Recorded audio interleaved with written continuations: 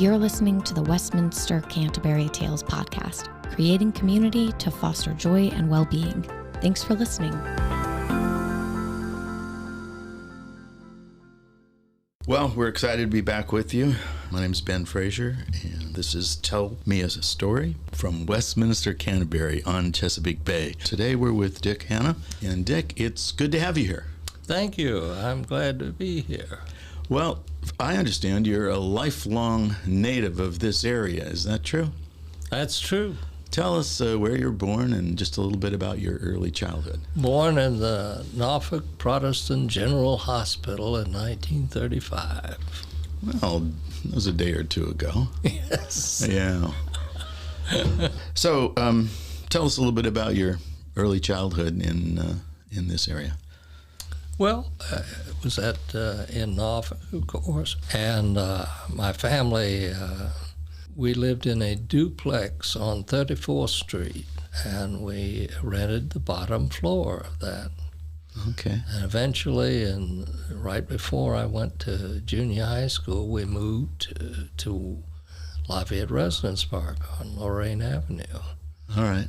And that's where we situated for quite a while. All right. And you went to Granby High School, is that right? Granby High School. Tell us, how did you decide to go there? Well, my area was zoned for Maury High School, but just the summer before I was to go to high school, the school board realigned the attendance zones, and I was out of Maury's zone and put into Granby's zone. So that's why That's how you graduated from yes, from and I Granby. did not like that because all my friends went to Maury High School. I had to create new friendships, and Yeah. fortunately, I was very fortunate to get into the band, Yeah. and that became a very comfortable home for me for 5 years. Yeah. So you played 8th grade all the way through high All school. the way through high school. And your instrument of choice was, you knew two, Right. Clarinet and saxophone. but your instrument of choice was the clarinet. Clarinet. Yeah. That's great. I was first chair clarinet and played there, and actually my teacher, Alan Bone, was played in the Norfolk Symphony, and he Oh, wow. he said that he wanted me to learn what a symphony sounded like. So I sat alongside him for several years as we played the Norfolk Symphony. Oh, wow. What a great experience that must have been. Yes, Yeah. loved it. Yeah. So when you got ready to go to college, where did you go and how did that come about? Well, I went to the U.S. Naval Academy Uh-huh. in 1953 through 57. Graduated in 57. And how I got there was through appointment by the congressman of this area. Uh-huh. And I also had a music scholarship to Baldwin Wallace and several other schools, but the Naval Academy was free. Yeah, and your parents wanted you to go there. I think they did. And it's a pretty good school, to be honest. Mm-hmm. My brother had an appointment there and went all the way in there, but because he was colorblind, when they said no, can't come. Oh, wow. And my father had an appointment to the Naval Academy back way long time ago. Yeah. And because he was from Cheyenne, Wyoming, they did not have the money to get over to the East Coast and pay for the uniforms and everything. Yeah, So yeah. he didn't get to go either. So I guess they said, we'll send a third one. And You're the family representative. Family representative, yeah. And you were there 4 years. 4 years. And you played the clarinet while you were there, right? Yeah. Yeah. Was in the orchestra Yeah. All right. and was the assistant director of that activity. But that other things came into it, and so I gave that up in order to concentrate on my studies and all the other activities that I had going on, which was number one, dating. Oh, oh my. Okay. Well, we'll get into that later. But so when you finished college, you went down to Pensacola for a while, didn't you? Right. I was accepted into the flight program to become a naval aviator, but my depth recession made it so that I was a rabbit when landing the gear, and they found my inner ear had a problem.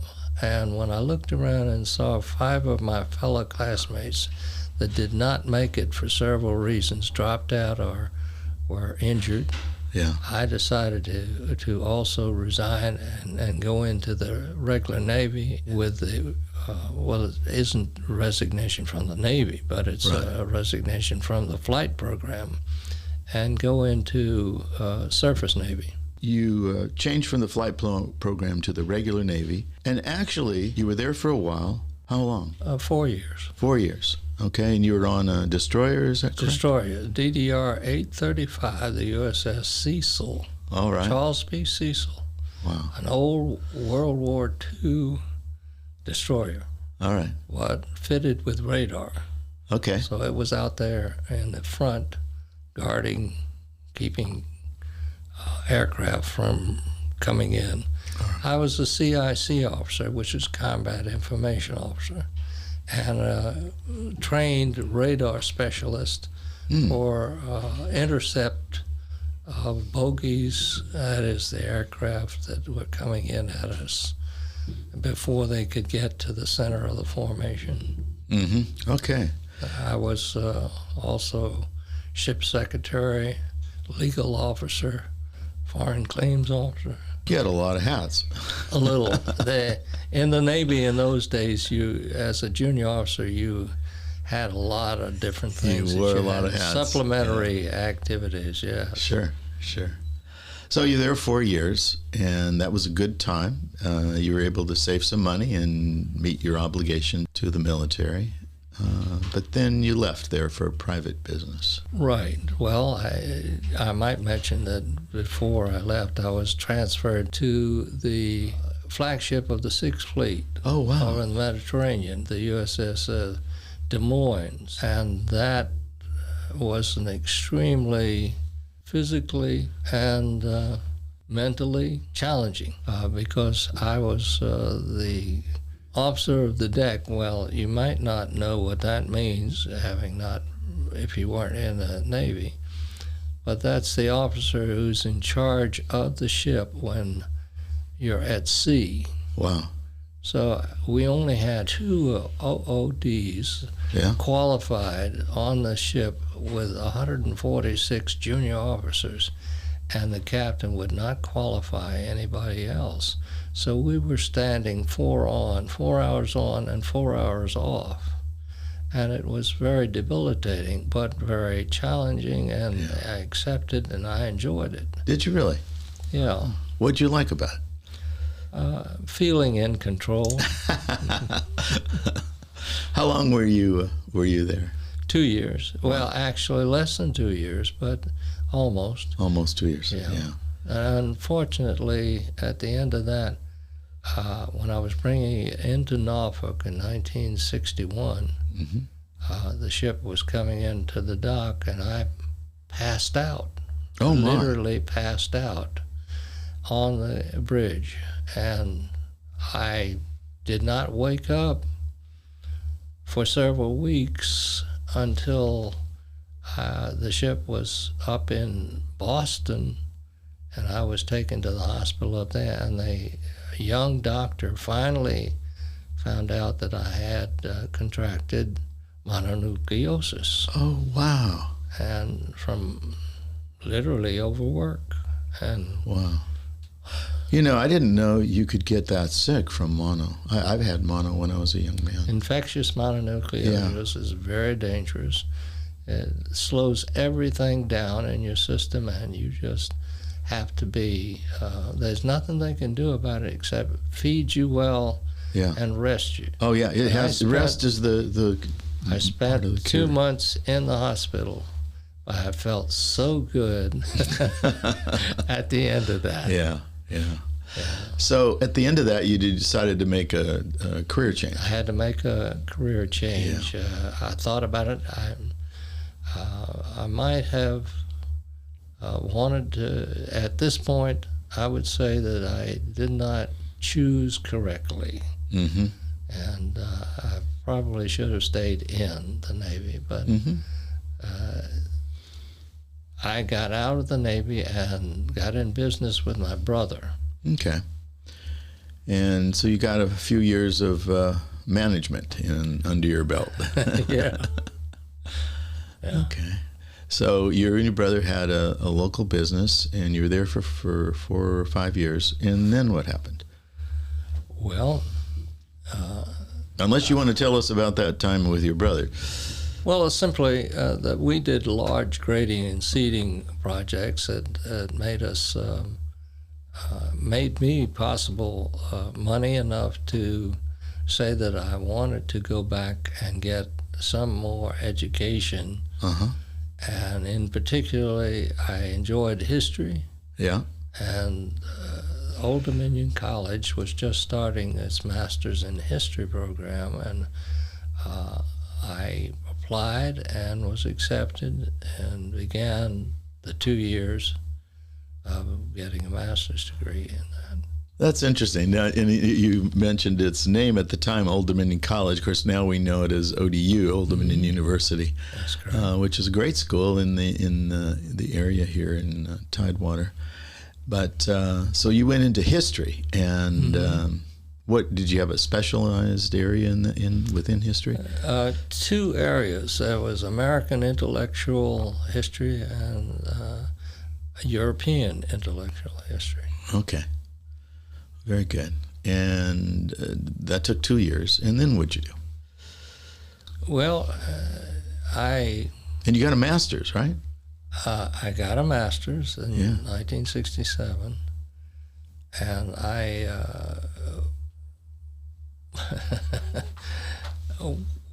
had been teaching 1 year in history and government at Naval Academy. Okay. And I found that the young students did not do very well in comprehension and analysis of what they were reading. Uh-huh. So I took a course at ODC in my master's program. You were required to take something out of the area which you study in. I took a reading comprehension course in which was taught by the supervisor of reading in Chesapeake schools, Dr. Betty Jane Yarborough, who had just received a grant from the federal government, $300,000, to test a program in a demonstration school for 5-year-olds through 7-year-olds in determining which type of reading program they did best in. It was a very successful program. Well, Dr. Yarborough said to me, "Dick, I need a math teacher, and you, graduate of the Naval Academy, I've checked your record, and the state will authorize you and certify you to be a math teacher, and we need you to come over and be part of this program." Well, why I did it, I don't know, but I did. And I was fortunate because that's where I met my wonderful wife, Sandra. Oh, that's great. Yeah, what a beautiful story that is. And you married her about a year later or 2? Yeah. Well, it wasn't even a year. Oh, really? So you guys were ready and you knew. Yeah. And I understand yesterday you celebrated your 54th 54th anniversary. Yeah. That is an amazing achievement, a beautiful achievement. Okay, so you finished your master's, and where did you go then? I was offered a program. Well, as I said, in this demonstration primary school, I found that you didn't make much money, and if you were married and had a child, that you needed more. Yes. Than what you would expect to get from a teacher, because most of the teachers were supplemental incomes for a family. They were probably married and had children of their own, but so I went into education administration, and I entered the doctoral program at William and Mary, College of William and Mary, which was just starting its doctoral program in education administration. So that was another 2 years, and I took that seriously and full time. Mm-hmm. And you got your doctoral degree. Yes. And did you have to write a dissertation at the end of that? Yes. Or a project? It was a thesis, a dissertation. Yeah, great. What was it in? Do you remember? Oh, yes. And I'll tell you this, that I may have been responsible for something that I did not mean to. This was a dissertation because this was at the time when teachers were demanding more participation in the decisions in public schools. Sure. And Connecticut in particular had been disrupted by teachers on strike and all of these things. So forming teacher unions, and so I said, well, do superintendents or school board chairman in particular know how to deal with this? So I talked with all 136 school board chairmen in Virginia and superintendents, and had a survey, questions that ask how much did you recognize about negotiations, collective negotiations with teachers? They knew nothing. Yeah. What a great topic. I mean, that is a brilliant topic. It really is. It's great. Well, it awakened, though, something that I did not expect, because the superintendents decided, oh, wow, we better queue up on this. The school board chairman, and particularly the superintendents, said, we got to do something about it. And they talked with their delegates and their state senators, and a proposal was made to legally deny collective negotiations in Virginia with public schools. Oh, my. I did not realize this. So you went from a hero to something else in some people's minds. I don't want to say it, and I've never been questioned about it, because nobody, that dissertation is hidden someplace that they haven't been able to find. Yeah, my dissertation is a doorstop somewhere. Well. Oh, my. Okay, so by now you're married, and you got a doctorate degree. And what was next in your life? Well, I was appointed assistant principal at Windsor Woods Elementary School when it was first built. Oh, wow. And I stayed there 1 year, but I was taking the courses for the doctorate at that time. Oh, okay. And so being nearer William and Mary, I didn't like traveling up and down late at night in fog and snow. I can remember this. I had a seagull that flew into my car on the Hampton Roads Bridge Tunnel. It hit the car? Right into the front windshield. Oh, my. And I thought that, I was dead. But I came through it, fortunately. Yeah. But I decided that maybe I should move over to the peninsula to be better. Yeah. And I was offered the position of principal of Yorktown Intermediate School, and I spent 8 years as principal of that school and enjoyed it. Yeah, well, it's a beautiful place to live over there. It is, and we were in a community that was wonderful, young people with children. And, yeah. A lot of history in that area, too, of our country. Yeah. And then I became a supervisor for tests and analyzation of testing and special programs, and writing grants. I got several programs going for foreign language and extend programs for those who wanted to do more and maybe cooperate with Tidewater Community College. Sure. Yeah. And then I was offered the superintendency of Matthews County Public Schools. So I came there for 5 years. All right. Yeah. Did you have to move then? Yes. Yeah. It'd been a long commute, if not. Yeah. Matthews is a very small county. And but it's beautiful to live there. I was right on the Piankatank River. Oh my! And we had. So you had a couple nice places for you to raise your family. Oh yes. Yeah. Yeah. Fortunately. Yeah. So you were there 5 years, and you enjoyed that time, but then you moved on. Yeah, I came back to Virginia Beach. Okay. My mother was ill at that time, and Dr. Brickell said, I don't have a principalship right available. I have an assistant principalship. And I said, fine. And so I became assistant principal at First Colonial High School. Oh, my. And then next was assistant principal at Green Run High School. Okay. And then at Bayside High School. So. And retired after that point. From there. Yeah. Wow. That's. But I really was thankful to Virginia Beach Public Schools because they did have a good system. And you were paid well. And good people. Yeah. And that's great. Those things sometimes go together.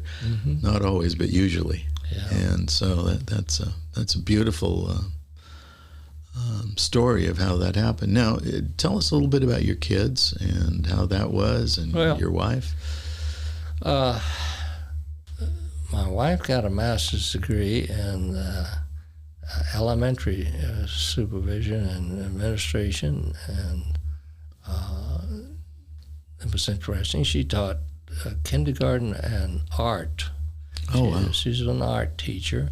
Okay. And she did a wonderful job. I go back to when I was at the demonstration school. She made my bulletin boards fantastically art and just the colors and everything else that I was not good at. So I appreciated that. Well, you could play music for her, so.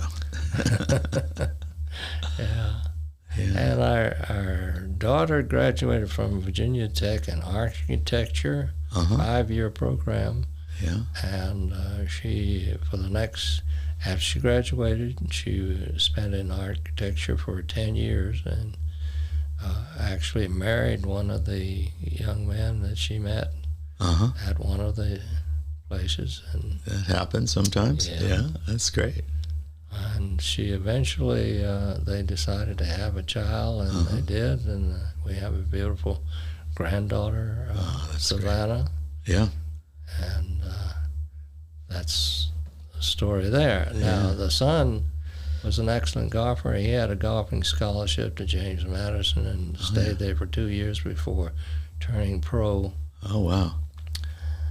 And now is general manager of Golf Zone, which is a family entertainment center and miniature golf course and driving range and bumper cars and everything else. All that stuff. How great. And Philadelphia. Okay. South of Philadelphia in the middle of Pennsylvania. All right. That's beautiful. But he lives in Wilmington, Delaware with his mate. All right. His girlfriend. Yeah.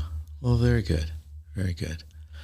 And somewhere along the line, you moved here at Westminster Canterbury. Yes. 7 years ago, we decided that it would be a good idea I had put our money in on the Early Advantage program, $1,000 that you needed to do that, some 13 years ago. Wow. Let me ask you, you've been in education for a good portion of your life. You've also done some management work and been in the military, so you've got a good experience. But very few people have been born here, primarily went to school in this area, and worked here most of your life. Mm-hmm. You have any wisdom, any thoughts from that experience? Well, the only thing is the standard is communication. Yeah. If you want to do anything, you have to be able to communicate what it is that you're doing or proposing. Yeah. And getting people to buy into that is a very skillful job that you have to learn through practice. What do you think are some of the biggest challenges for school administrators? You've had administration position principals and associate principals at many, many schools in this area. What are some of the biggest challenges educators face as administrators? Well, looking at the newspapers and all of the terrible things that are going on, shootings, right? The drugs, they've always been a problem, been able to deal with. Public education is put on a pedestal because that's what parents told their children. If you get educated, you have a better opportunity to do better than we did. Right. Or to actually do as well. Sure. Which in today's population, the expectation for doing better than your parents is becoming more difficult every day. Yeah, that's right. I think you're right. And public education is still a good, well, it should be held in better esteem by parents. Yeah. If parents would respect public education more, I don't think we'd have some of the problems that we have. Yeah. I'll tell a little anecdote about my growing up. Okay. I came home one day and, I guess I was in the 3rd or 4th grade or 5th grade. I can't remember what grade, but I said, "This teacher is terrible. I can't stand her." And Mother said, "Why?" I said, "She just can't, she won't answer the questions that I ask. Did you do something wrong or whatever?" And I said, "I don't know." And he says, "Let me tell you something, son. The teacher is right even when she's wrong. So get used to it. That's life. My parents aren't going to support me. They're going to support the teacher." Yeah. And I learned to deal with it. Sure. So I learned to deal with a situation where you're not getting support from where you thought you were going to get support. That's right. And it's interesting because that's probably a very good lesson in all of life, not just in education. We all run into situations where we think we're right and the other one's wrong. And sometimes you're right in that, but you just got to deal with it. You have to know how to deal with it. That's right. Can't always get it coming to you in an open hand. That's right. Well, Dick, I thank you. Dr. Hanna, I want to thank you. Do you have anything else you'd like to say? Well, I would like to say this, that I was a Naval Academy information officer for 33 years. That is a job that was supplemental to all the other things I was doing, and that was interviewing candidates for the Naval Academy and possibly influencing their selection, because if they did not want to become a naval officer, they should not go to the Naval Academy. Because at the Naval Academy you had no selection for your courses other than foreign language. And so that was not like the civilian colleges where you got opportunities to do a lot. Mm-hmm. And as you grow up, when we graduated, our class was asked to list what we would do or offer for changing the Naval Academy and making it better. And we said, number one, establish a majors program. Mm-hmm. because there was no major. You graduated with an unaccredited, and I say unaccredited, it was accredited, but it was just in general science. So the Naval Academy instituted 26 majors. Oh, really? They did. They listened and they actually. listened. And that's that wonderful. Has been a tremendous change. But as I say, I was a naval officer, information officer there, who interviewed, and I was given a number of the Commandant's Award 3 times, and I belonged to the Century Club. And the Navy being gold most an MVP award for 3 more years. Wow. So I was doing my job, Yeah. and it was amazing that I, who went through and bucked a lot, Yeah. was so helping to select these, and it was the process. You were helpful to the Navy, and they also were helpful to you. Yeah. Yeah. And they listened. I like to hear that story. Well, that's wonderful. And this has been a wonderful time talking with you, and I appreciate you, and I appreciate the wisdom that you shared with us today and your story. And so this is Ben Fraser from Westminster Canterbury. Thank you for joining us today to tell me a story, and we appreciate you, Dr. Hanna. We hope you enjoyed this episode of the Westminster Canterbury Tales podcast. Thank you for listening.